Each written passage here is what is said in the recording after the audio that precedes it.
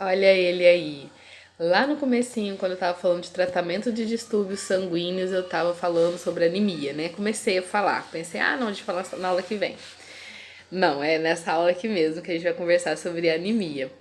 Então, o que que acontece? A anemia é um distúrbio que vai afetar uma parte bem específica do sangue. E infelizmente é muito comum na população, principalmente em crianças. Hoje em dia cresceu muito, né? Não só em criança, vem atingindo toda a faixa etária, mas era algo que a gente normalmente descobria na infância e tentava corrigir. O que que é a anemia? Queda de glóbulos vermelhos. É isso. Essa imagem aqui do lado. A pessoa normal vai ter esse quantitativo de glóbulo vermelho, que é muito mais do que a pessoa que está anêmica. Então, eu vou ter o meu vaso sanguíneo e vou ter uma queda nos meus glóbulos vermelhos. E muitas vezes eles vão perder até mesmo a coloração. Eles não ficam mais vermelhinhos, eles começam a ficar meio amarelado, que é a cor típica do anêmico, né? Você vê na palma da mão, você vê aqui na pálpebra dos olhos, fica meio branco amarelado, você vê aqui dentro, né? Aqui dentro. Pessoas branquinhas, você vê até mesmo no próprio lábio externo, né? Que a pessoa tá meio amarelada, ela toda fica meio amarelada por conta desse déficit, desculpa, por conta dessa queda do número de glóbulos vermelhos. Então a anemia, infelizmente, ela é um problema muito comum, afeta grande parte da população e ainda não se sabe exatamente qual o motivo que acontece.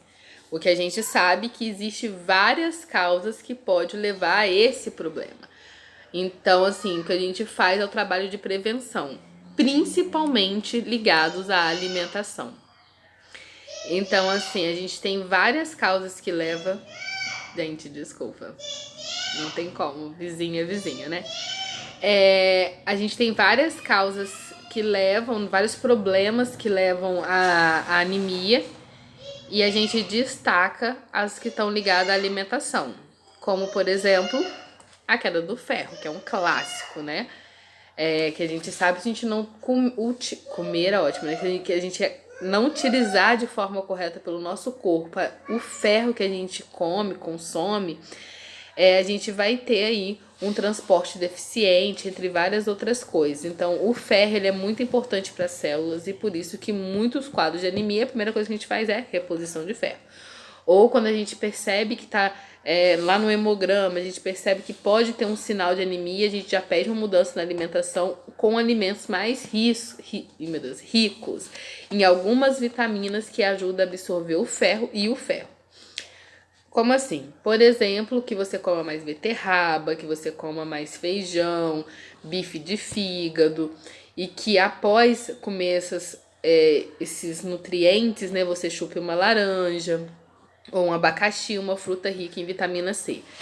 A vitamina C, ela ajuda a absorção do ferro. Então, isso é uma das mudanças na alimentação que são mais recorrentes quando a gente fala de quadro de anemia. Depois do almoço, chupar uma laranja. Porque ajuda eu a absorver o ferro da carne que eu comi, mesmo que não seja bife de fígado, tá? Porque o ferro ele não tá presente só no bife de fígado. Mas ajuda eu a absorver o ferro do feijão e aí de uma beterraba, desses alimentos. Os verdes escuros, se eu não me engano, também são ricos em ferro. Então, assim, todos esses alimentos que eu tenho ferro, normalmente a gente vai estar ligado no meu almoço ou na minha janta, que são alimentos um pouco mais assim. E aí eu faço a utilização de uma fruta com vitamina C para ajudar nessa absorção do ferro.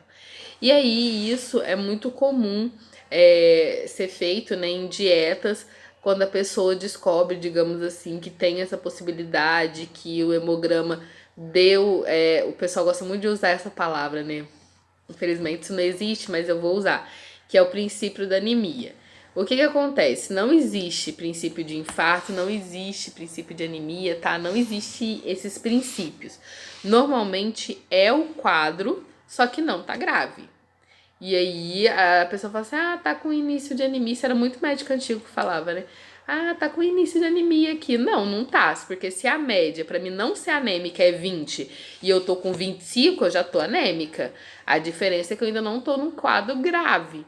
E aí eu posso tentar reverter isso com alimentação, só com alimentação. Aí vai depender muito da avaliação do profissional, tá?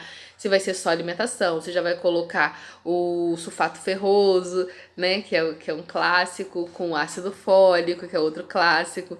Então, assim, mas é importante a gente entender que uma das situações diretamente ligada à anemia tá ligada à alimentação, tá ligada ao ferro. Então, vamos falar dos antianêmicos em si, que são esses medicamentos que auxiliam no tratamento da anemia. Já falei, né, sulfato ferroso, já falei do ácido fólico, mas vamos falar de todos eles que são os conhecidos como antianêmicos e englobam basicamente os nutrientes ferro e a vitamina B12, que é o ácido fólico, tá? Aí o que acontece? Eu vou estar utilizando basicamente esses dois medicamentos, inclusive são muito comuns utilizar na gravidez. Então é uma reposição. No quadro de anemia, eu preciso repor aquilo que está me faltando. E para me aumentar esse nutriente que minha célula precisa, né?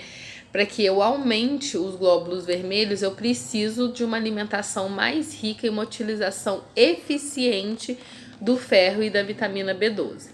Então, vão ser os principais medicamentos que vocês vão vender em quadro de anemia. Tá aqui, né? O ácido fólico, a vitamina B12 e o sulfato ferroso, que vai ser o conjunto. Eu acho que eu errei, gente. O ácido fólico não é B12, o ácido fólico é B6. Sempre confundo as vitaminas B, né? Deixa eu ver aqui, que até fiquei na dúvida agora. Eu errei. Desculpa fazer essa correção. O B12 não é o ácido fólico. O ácido fólico é o B9, não é nem o B6. Ó, errei 2 vezes, inclusive.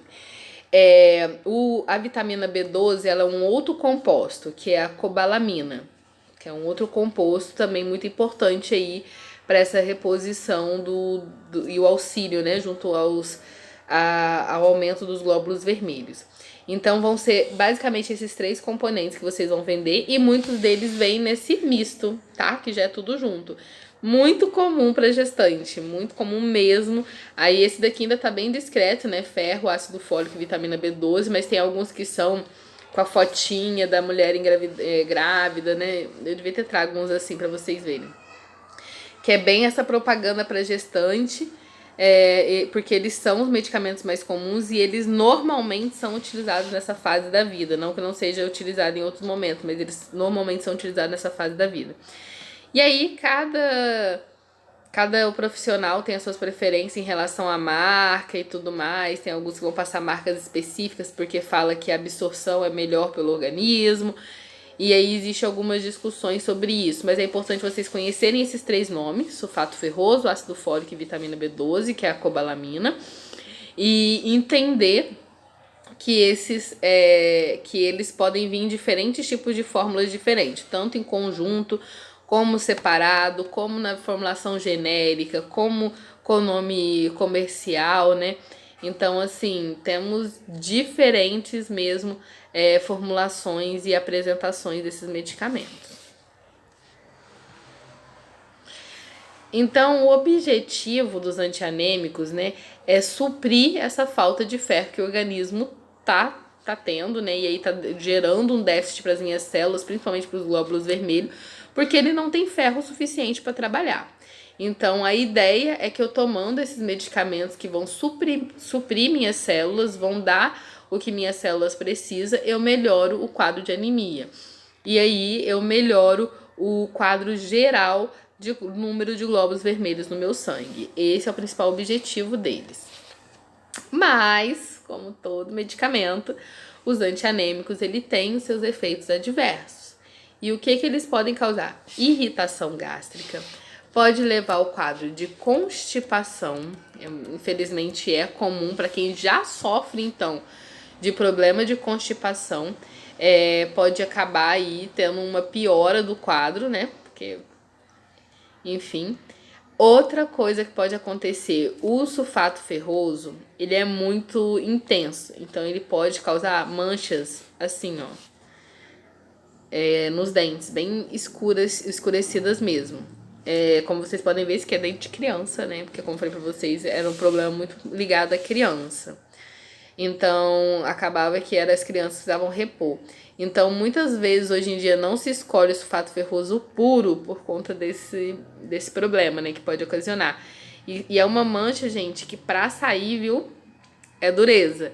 Então, acaba que muitos médicos fazem essa associação de tentar mais pela alimentação, de tentar com outros, né, com associações, como aquele que já é o ácido fólico, B12 e o sulfato ferroso junto, porque aí diminui um pouco a dosagem, mas eu vou ter 3 complementos de ferro para o meu corpo.